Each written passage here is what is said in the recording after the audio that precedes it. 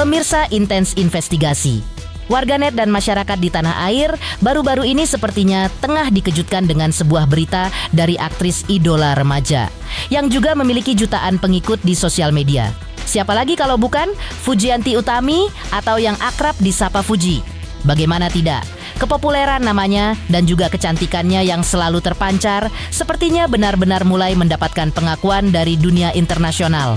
Setelah namanya masuk menjadi nominasi kategori 100 perempuan tercantik atau The 100 Most Beautiful Faces 2025 versi TC Candler. Dalam kategori tersebut, Fuji bahkan bersaing dengan beberapa nama populer lainnya, seperti Billie Eilish hingga Jisoo yang merupakan salah satu personil idol grup asal Korea Selatan Blackpink. Melihat bagaimana kepopuleran nama Fuji dan kecantikannya yang mulai diakui dunia, apakah hal ini seolah menjadi ajang bagi Fuji untuk go internasional? Lalu, seperti apa cerita pakar kecantikan soal masuknya nama Fuji dalam kategori ini? Sebagai pakar kecantikan, apakah ia melihat jika kecantikan Fuji bisa disandingkan dengan beberapa nama populer lainnya? Pemirsa, bersama Intens Investigasi, kami hadirkan kabar terkini, terpercaya, dan teraktual. Tetapi sebelumnya, jangan lupa untuk like, subscribe, dan juga share channel YouTube ini.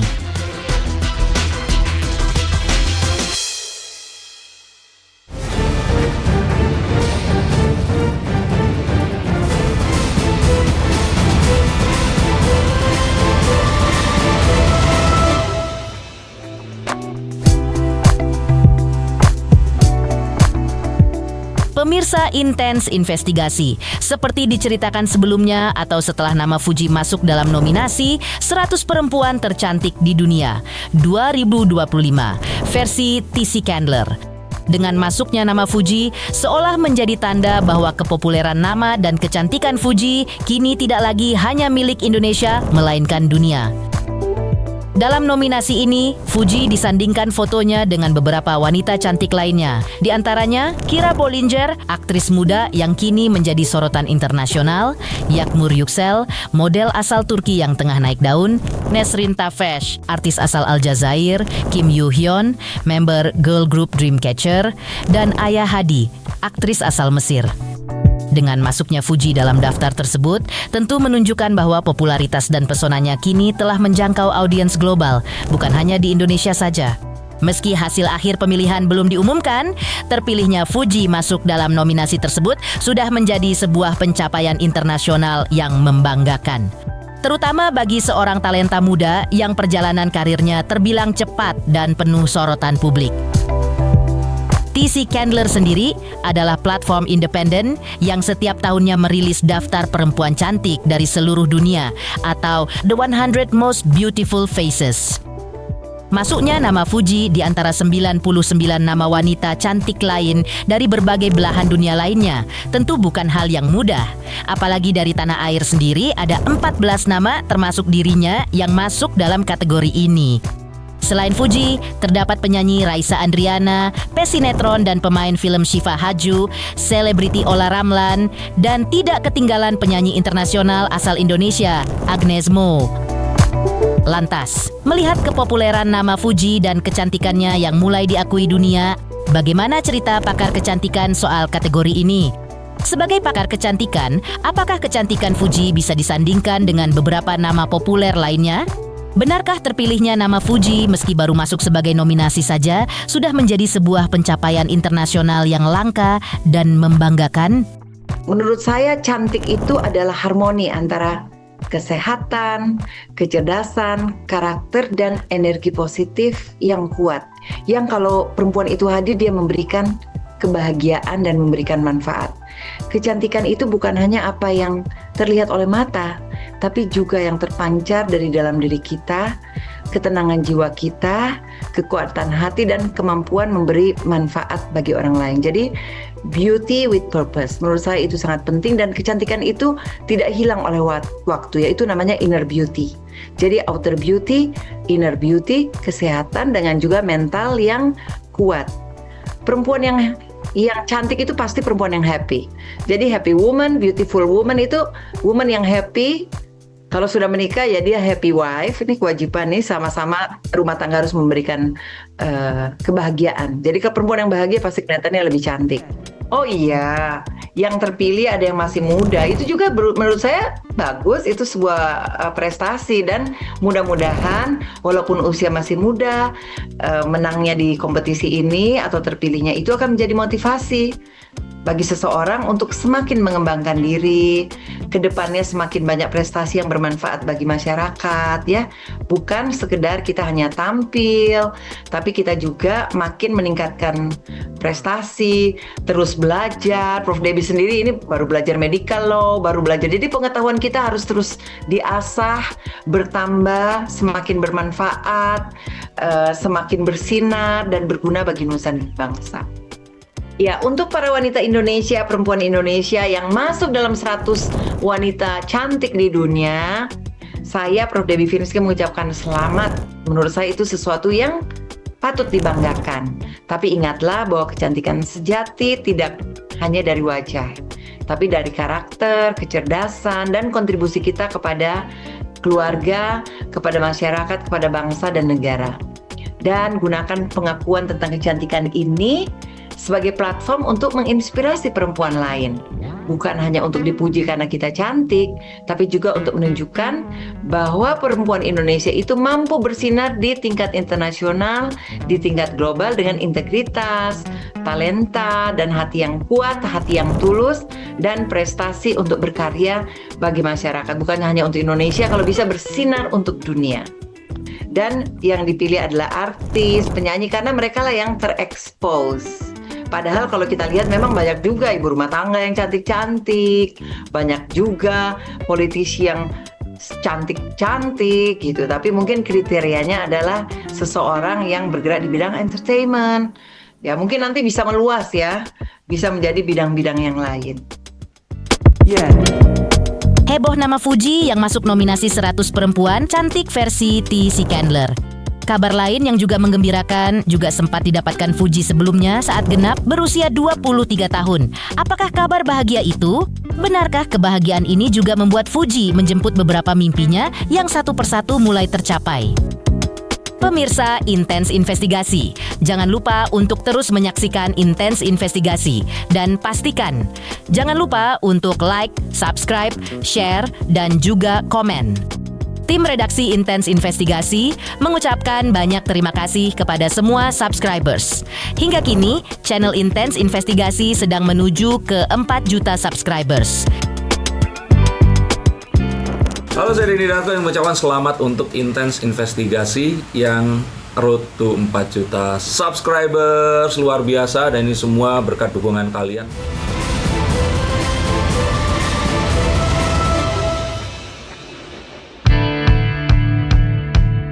Pemirsa Intens Investigasi. Beberapa hari sebelum ulang tahunnya yang ke-23 awal November lalu, Fuji sempat memenangkan penghargaan dalam kategori Popular Video of the Year 2025 di TikTok Awards Indonesia. Popular Video of the Year TikTok Awards Indonesia 2025 adalah Fuji.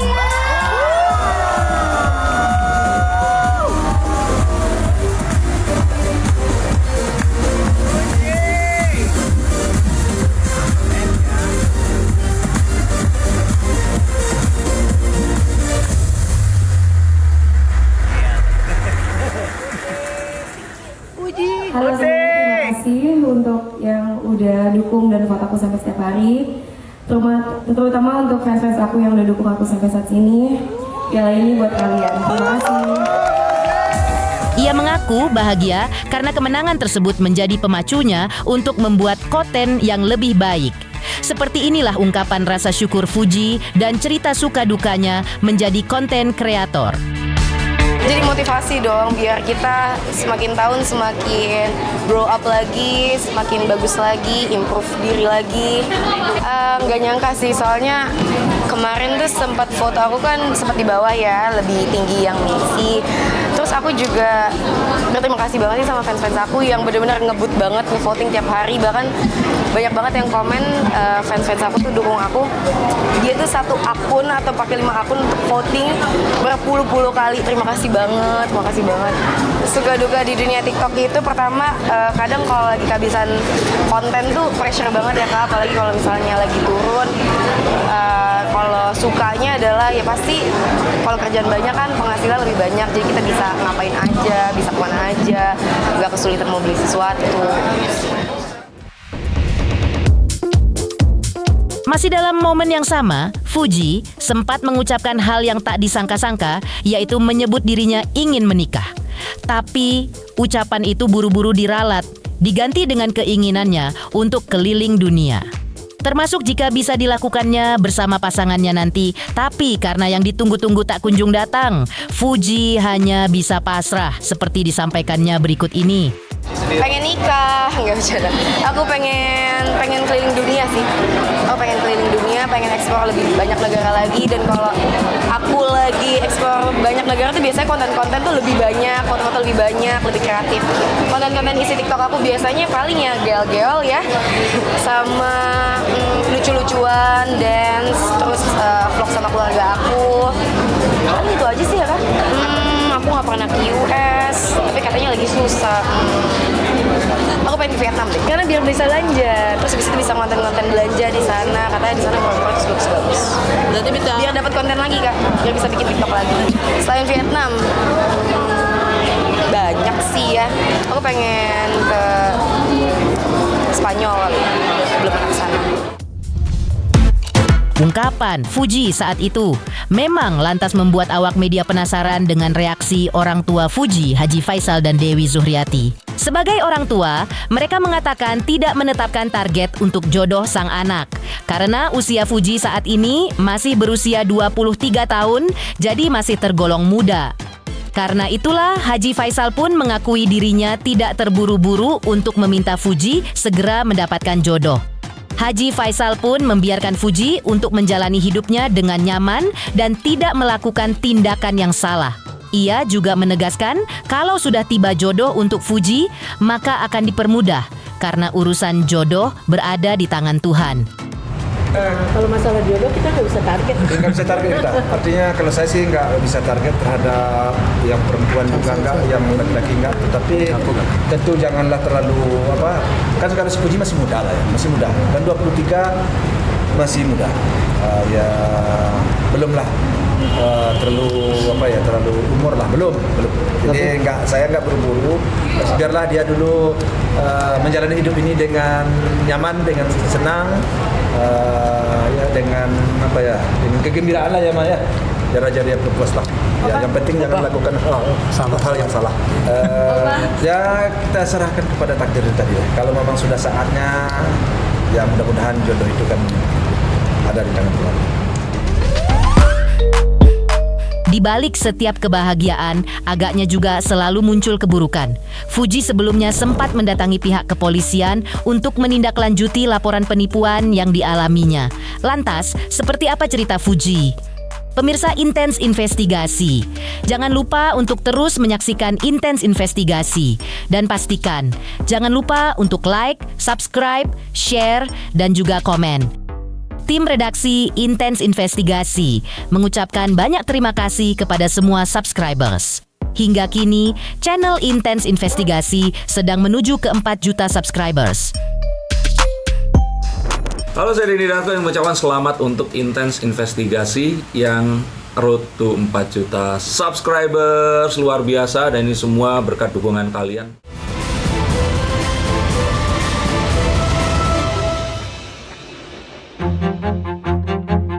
Pemirsa Intens Investigasi, seperti diceritakan sebelumnya, jika di balik setiap kebahagiaan agaknya juga selalu muncul keburukan.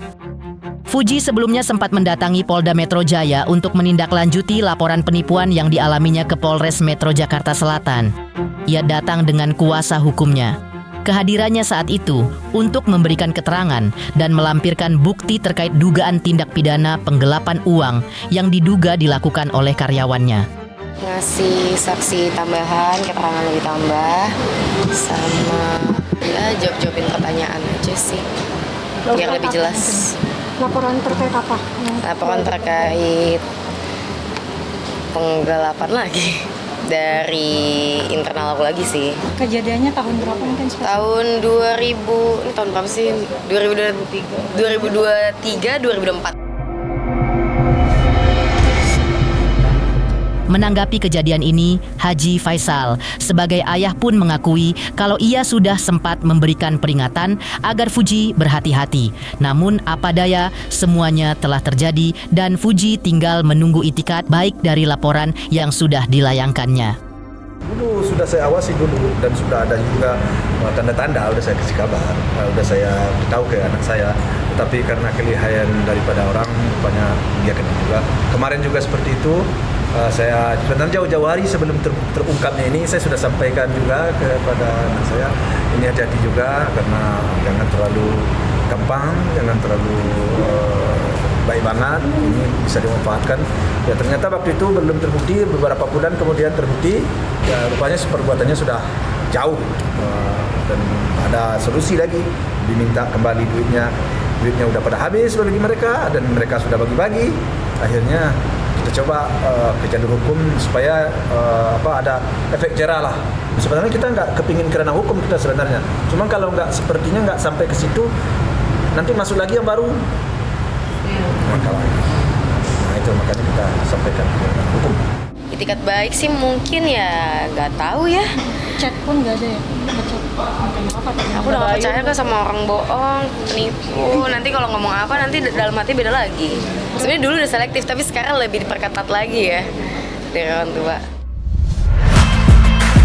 Demikian pemirsa, kabar terkini, terpercaya dan teraktual yang kami hadirkan hari ini. Jangan lupa untuk terus menyaksikan Intens Investigasi dan pastikan jangan lupa untuk like, subscribe, share, dan juga komen. Tim redaksi Intens Investigasi mengucapkan banyak terima kasih kepada semua subscribers.